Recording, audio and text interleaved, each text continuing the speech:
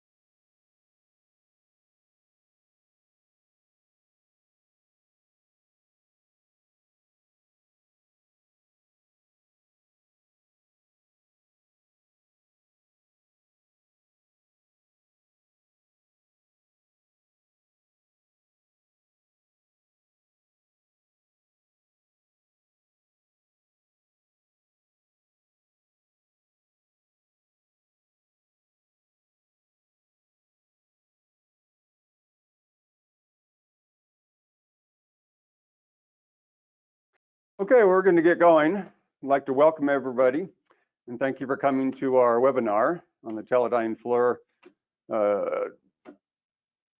what is it? TZ20 R. Yeah, we're really excited to have you. My name's Greg King, and I'm one of the enterprise account managers here at Multicopter Warehouse.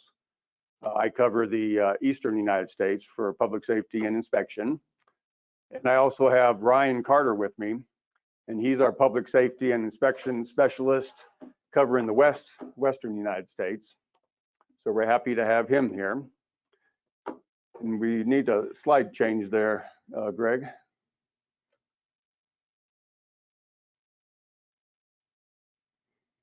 There we go. And then we're also very excited to have Greg Nagler from TELEDYNE FLIR. He's the Director of Global Business Development, and he's an expert on the payload that we're going to be talking about today. So Greg, thank you very much for joining us. Are you muted, Greg? Greg? There we go. Thanks for having me. Good to meet everyone. And then right before we begin with Greg, if I could talk just a little bit about Multicopter Warehouse. We are a enterprise level distributor for both DJI and Autel robotics. And then we're also a dealer, of course, for FLIR, and then we carry other product lines also. We're based in the Denver area. Our warehouse and our showrooms and all of our repair center and everything is here. So that puts us in the mountain time zone. And with that in mind, we're able to take care of people in the West and in the East. And we have account managers, and we also have repair technicians available from 7 in the morning until 6 in the evening on mountain time. So if you're already doing business with us, we appreciate it. And if not, we'd sure like to figure out a way to earn your business. So please give us a call in the future when you have a need. And throughout the webinar today, if you guys have any questions about what we're covering, please feel free to type them in the question and chat box, and we'll try to address them as we go. But without further ado, we will turn this over to Greg to show us the system.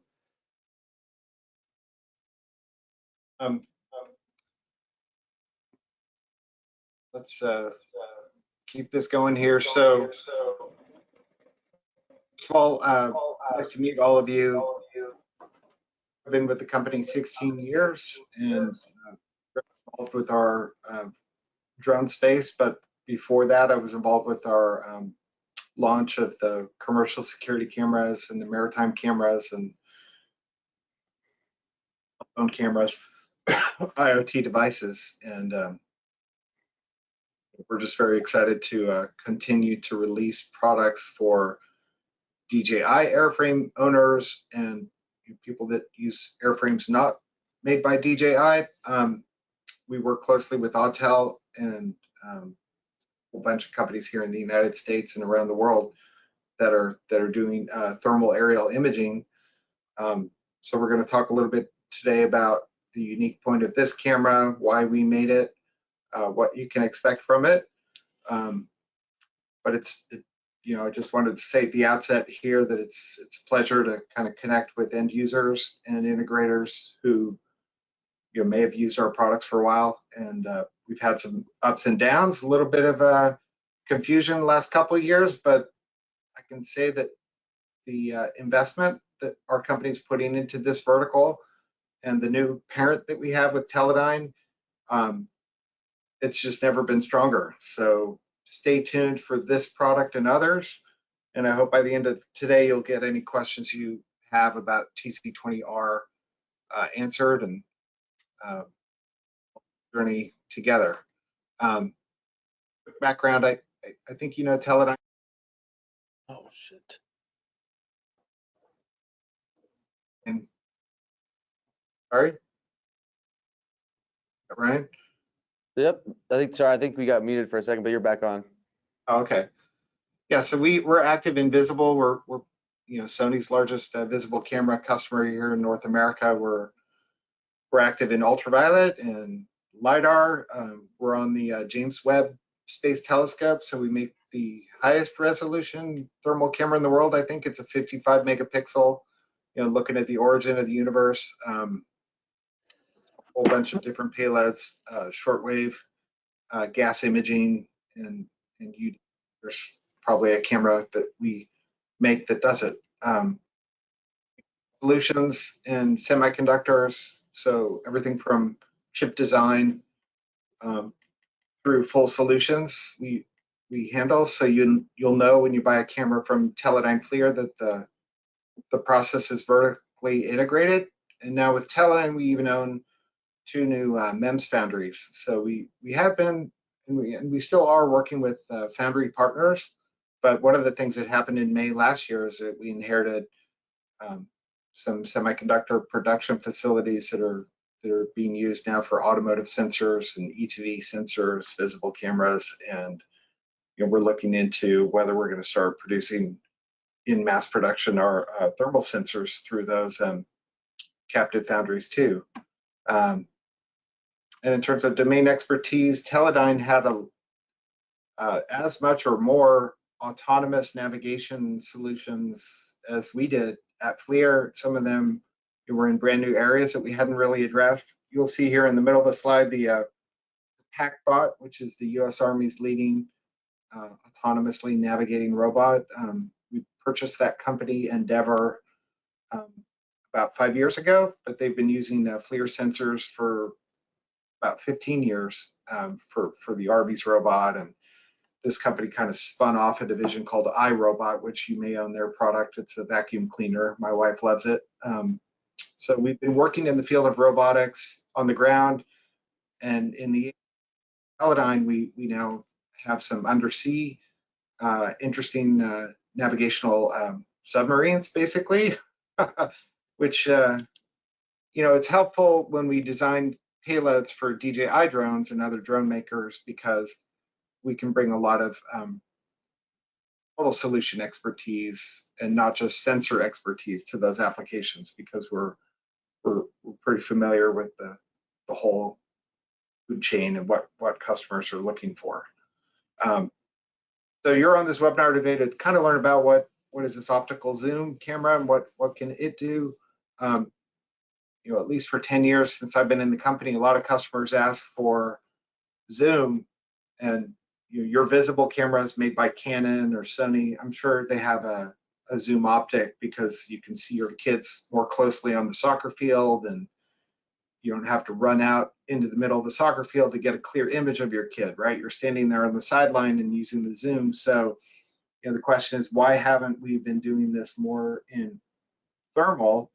And the answer to that is, well, it's costly, and you have a lot of mechanical moving parts with a zoom optic, and that drone that's a kind of sub 10K drone or even sub 20K drone is not easy, because it adds significant weight to a quad rotor and complexity. And people buy our cameras so that they don't have to repair them. They typically last 25 to 30 years without needing a repair. So if you add to that equation a zoom optic, which may or may not have a defect, that's a big problem. So it was hard, it was heavy, it was costly. So about 4 years ago, we started to make this product called the TZ20 R that could get a nice zoomed image without adding a lot of weight or cost to the camera. I think everyone on this call does the benefit of zoom, because the criteria for inspections and for public safety is increasing, right? What was acceptable maybe 8 years ago, just thermal on a drone, or just a visible camera to inspect a wind turbine blade, was basic, right? And today, the standards are higher, and the requirements for precision, for accuracy, are just changing, and they're becoming stricter. So we do this with the thermal camera without getting close to the flame, without getting close to the fire spot.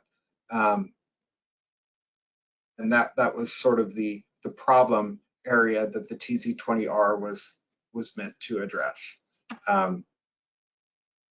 What we did was mount two thermal cameras side by side, one with a narrow field of view optic and one with a wide field of view optic, so that without having to fly the drone closer to the power line or to the fire, you could get more pixels on target.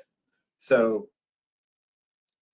I don't want to bore you with the details here, but what we used to do, and what a lot of companies still do on thermal zoom, is just window a subset of the frame and enlarge it so that it looks bigger on your screen. But the problem with that is that you're going to lose pixels. And so what you see here is kind of a comparison with the H20T typical resolution and the TZ20R. And even just at 5 times zoom, more pixelation and fewer pixels that are just going to get amplified on a typical infrared zoom. And with the TZ20R, you're going to have a sharper image. So I think TZ20R was kind of an engineering name. 20 times zoom was sort of what the 20 represents, but we probably should have called it the view clear, or the view zoom, or something else to kind of make it clear what it did. But since you're on this webinar, I'll just kind of say that was the intention. And when you have a double thermal camera in one enclosure, is you can get a better image without having to fly your drone all the way over to the panel to shoot the image. And it's going to save time. It's going to present a clearer image. And in the case of fire or power lines, you don't have to get it dangerously close to the thing you want to take a picture of with getting detail. So I think we have also with this camera temperature measurement. We launched an early version last year, a little bit too early, and I'll admit it was kind of a mistake to launch the TZ20 with a lower grade of infrared camera and no temperature measurement. So we pulled that product back, and we added a better quality sensor and the temperature measuring function to the TZ20R. So if somebody says, oh yeah, I saw the TZ20 last year, it was terrible, you can say, yeah, well that was the TZ20. This is the TZ20R. It's a different camera. So hopefully through these images, you'll see what you're going to get. I think that Ryan and Greg did some fly comparisons with the H20T and the H20N.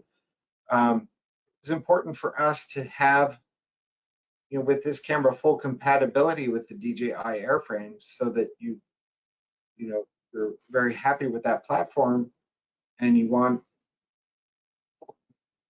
that was guaranteed. And so the relationship between our company and DJI is, I would say, it's not bad.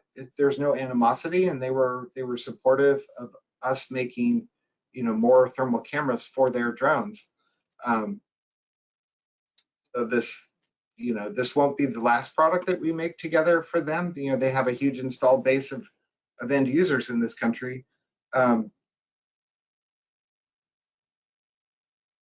Greg, and something I would add is that one of the things we found is for people that really want the best quality RGB zoom and wide angle lens, the DJI H20 does that, and then you can use a dual gimbal on that 300 and be able to then also put the TZ20 R on there, and then that way you have the best of both worlds. You have the best in the TZ20 for the thermal, and then you still have the best zoom and the best wide angle on the H20.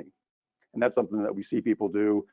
And the other thing they do is if somebody bought an H20 and then they later have a need for thermal, instead of having to get rid of their H20 and bring in an H20N or T, they can just add the TZ20R. And cost efficient as well. I mean, the cost of a H20 plus the TZ20R still comes below what you're paying for the H20T, and in our opinion, you're getting much better results with both the thermal and zoom capabilities. Yeah, that's an excellent point. Thanks for putting it that way. So yeah, I think a lot of customers, they just want to know what's the best combo. Like, if I own an M300 or an M600 and I just want the best thermal camera and the best visible camera, I don't care who makes it, I just want the most clear image. I think an H20 in one of the gimbals and a TZ20R in the other gimbal is going to provide exactly that. And it's going to be cheaper than the H20T. So for slightly less money, right? It's not a huge difference. They're pretty similar, but I think you're just getting the best of both worlds. Absolutely. I think, the service and repair support, it's handled by us. This camera is fully backed and supported by Teledyne FLIR.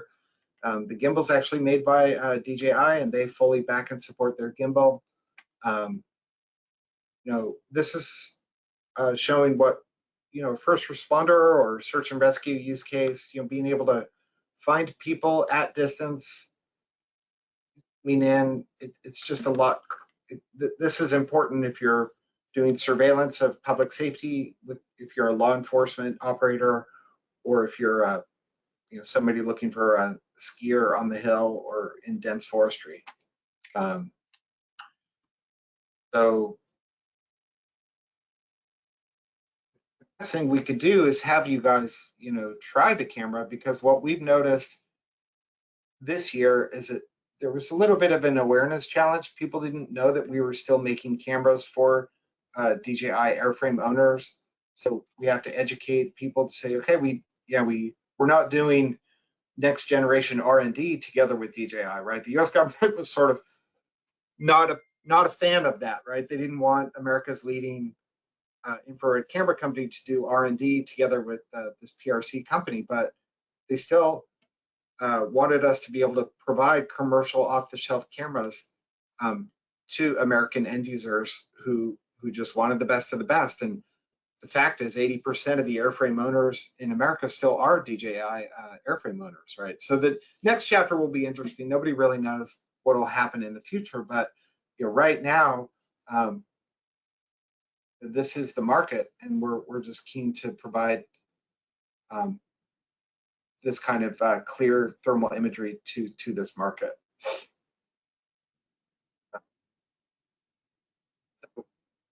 I'm aware that the camera exists and the price is attractive.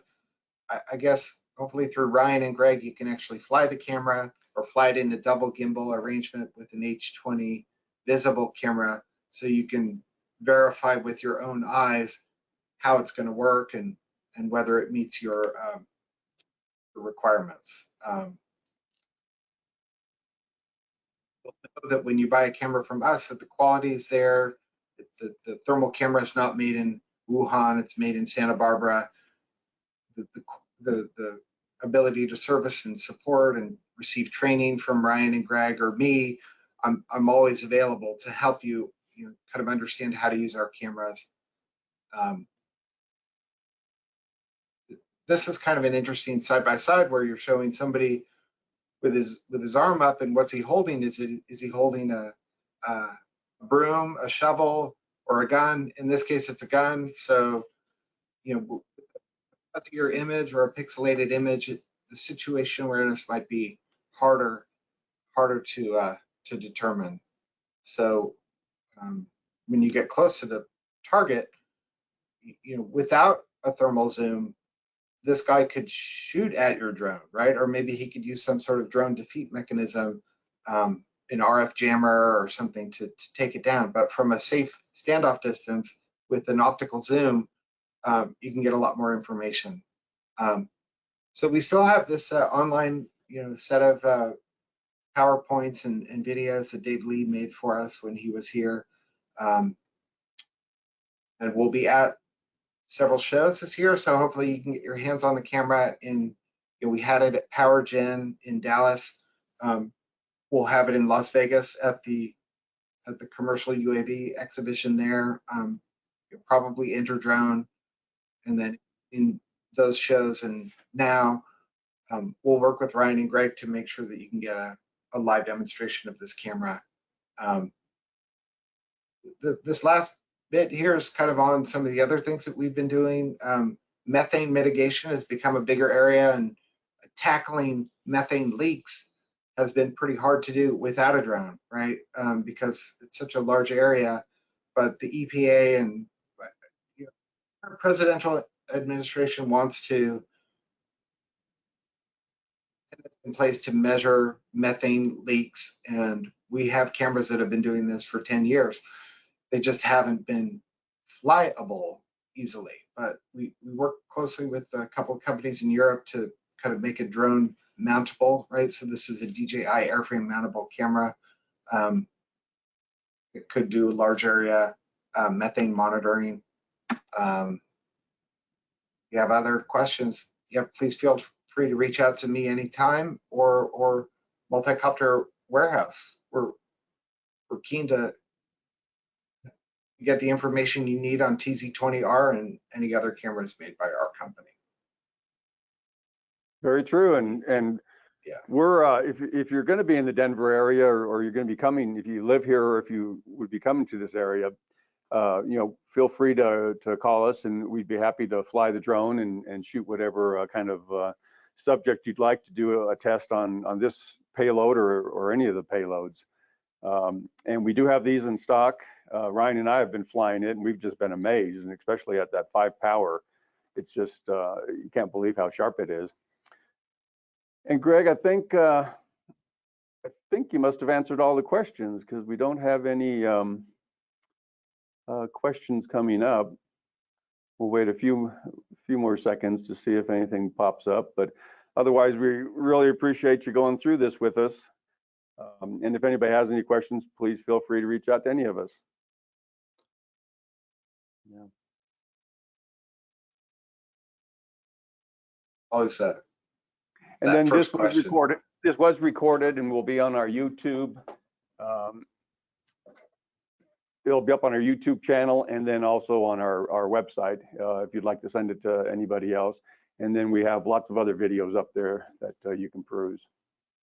Okay. So we appreciate you attending, and come back and see us on our next webinar.